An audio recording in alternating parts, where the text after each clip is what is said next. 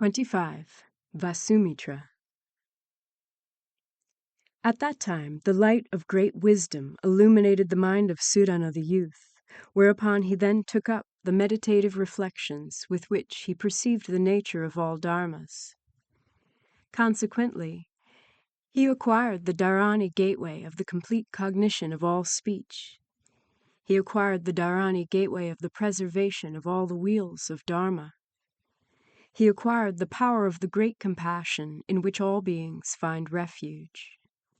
He acquired the gateway of contemplation of the light of the principles of all dharmas. He acquired the purification of vows that completely fill the dharma realm. He acquired the light of wisdom that everywhere illuminates all dharmas of the 10 directions. He acquired the power of the sovereign masteries by which one everywhere adorns all worlds. And he acquired the vows by which one everywhere brings forth the perfect fulfillment of all the deeds of a bodhisattva.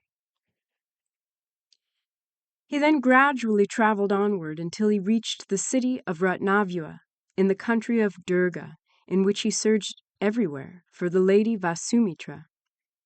In that city, there were people who were unaware of this woman's meritorious qualities and wisdom, who thought, "This youth before us now is one whose faculties are calm, one whose wisdom is bright, one who is neither confused nor disturbed, one whose attentive gaze extends just a meter ahead of him, one who is free of weariness or indolence, one who has nothing he is attached to, one who is unblinking in his gaze, and one whose mind is unshakable and as vast and deep as the great ocean."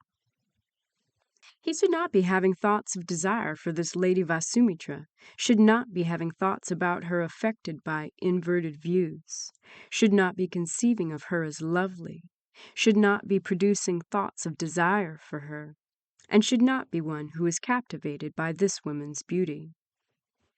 This youth does not engage in the actions of Mara, does not enter the realm of Mara, does not sink into the mud of desire, and does not become entrapped in Mara's snares. He is already able to refrain from doing what should not be done. What then might be his motivation in searching for this lady? Among the people there were those who were already aware that this woman was one who is wise. They told Sudana, "It is good indeed, son of good family, that you are now able to search for this lady Vasumitra. By this alone you have already acquired vast and wholesome benefit. Son of good family, you should be resolute in seeking the stage of the realization of the fruit of Buddhahood. You should be resolute in wishing to become a refuge for all beings. You should be resolute in wishing to extricate the poisonous arrows of lust from all beings. And you should be resolute in crushing all beings' perceptions of a woman's form as lovely. Son of good family, Lady Vasumitra lives in this city in her own house north of the marketplace." Having heard these words, Sudana the youth was filled with joyous exultation. He then went to her gates, where he saw that the house where she dwelt was vast, beautifully adorned, and surrounded by 10 concentric rings of jeweled walls, jeweled trees, and jeweled moats. Those jeweled moats were brimming with perfumed waters, and their depths were carpeted with gold sand.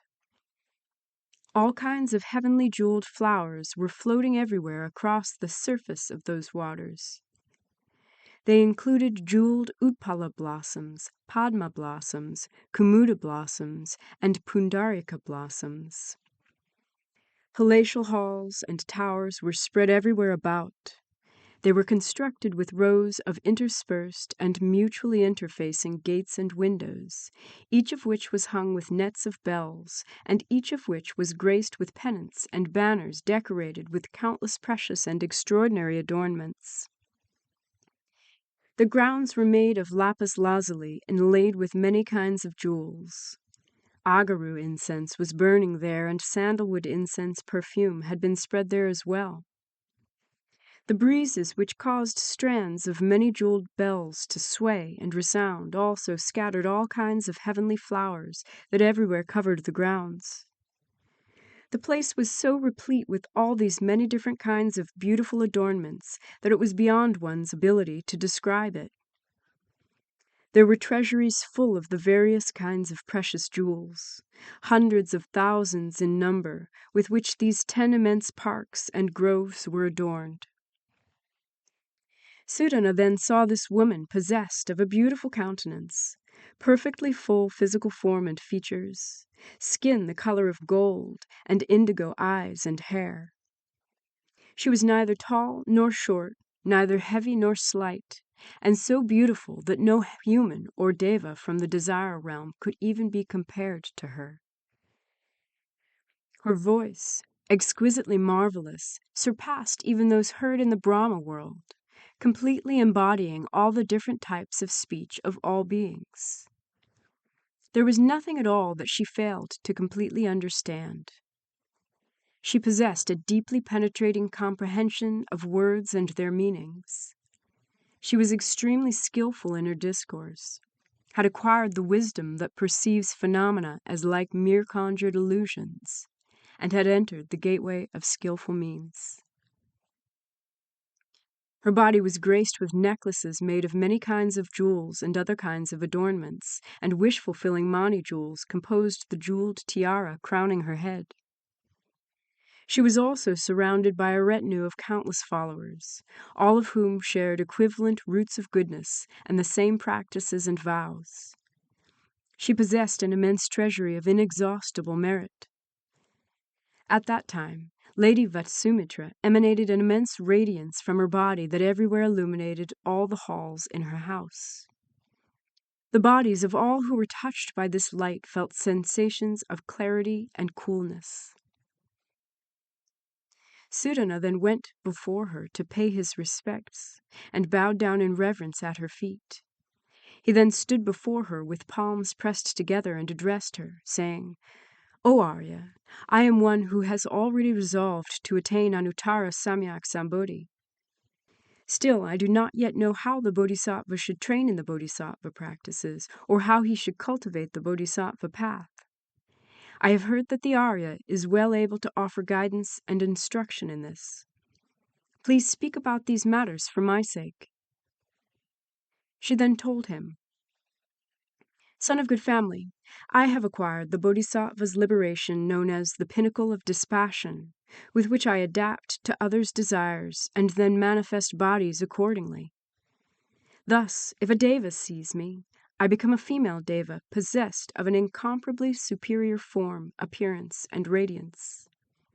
So too for others, including those in the human realm, the non-human realms, and so forth, for whom, adapting to whoever sees me, I then manifest in the form of just such a human female or non-human female in accordance with their inclinations, thereby allowing them to see me in that form.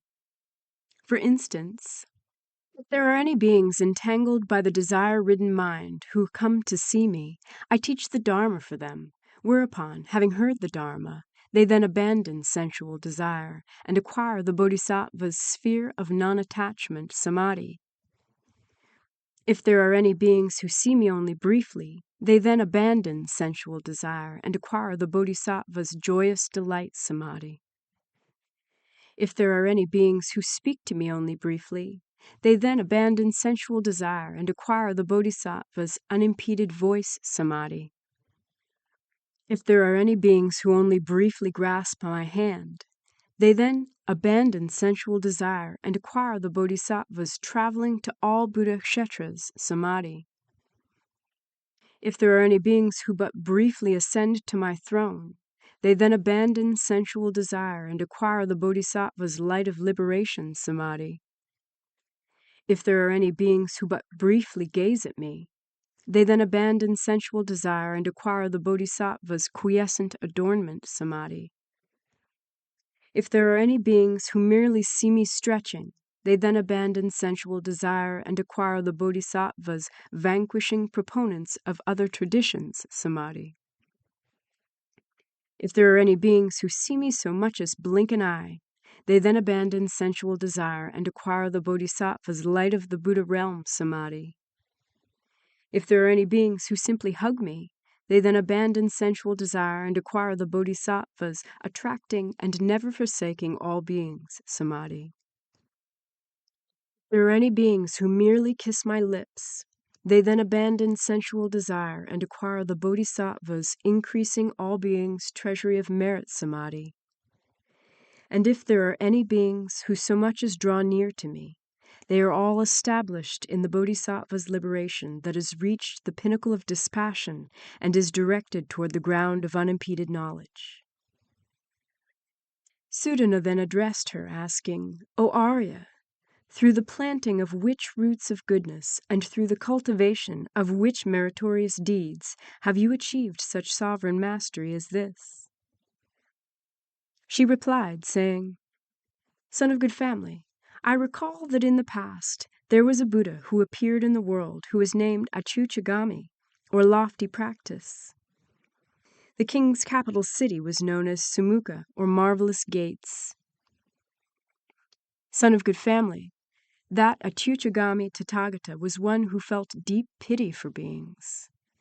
When on entering the royal capital, his feet stepped on the threshold of its gates, that entire city then quaked and shook, whereupon it suddenly grew immensely vast and became adorned with many kinds of jewels emanating countless beams of light that interlaced the penetrating brilliance of their rays.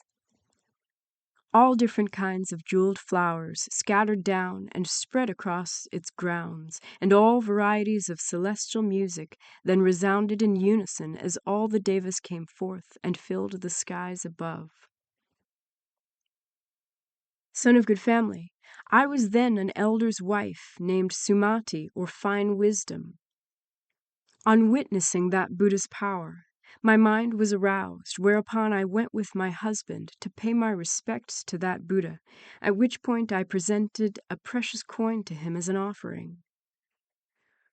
The Buddha's attendant at that time was Manjushri the youth, who then spoke the Dharma for me, thereby causing me to resolve to attain Anuttara Samyak Sambodhi. Son of good family, I know only this Bodhisattva's liberation known as the pinnacle of dispassion.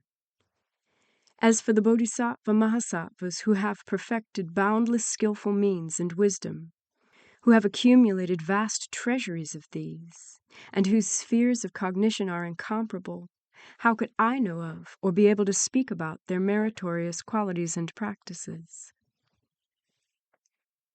Son of good family, south of here there is a city known as Supaparamgama, or Beautiful Crossing, in which there is a layman named Vestila. He always makes offerings at the stupa of Kandanapita, or Sandalwood Throne Buddha. You should go there, pay your respects, and ask him, how should the Bodhisattva train in the Bodhisattva practices, and how should he cultivate the Bodhisattva path? Sudana the youth then bowed down in reverence at her feet and circumambulated her countless times as he gazed up at her in attentive admiration. He then respectfully withdrew and departed.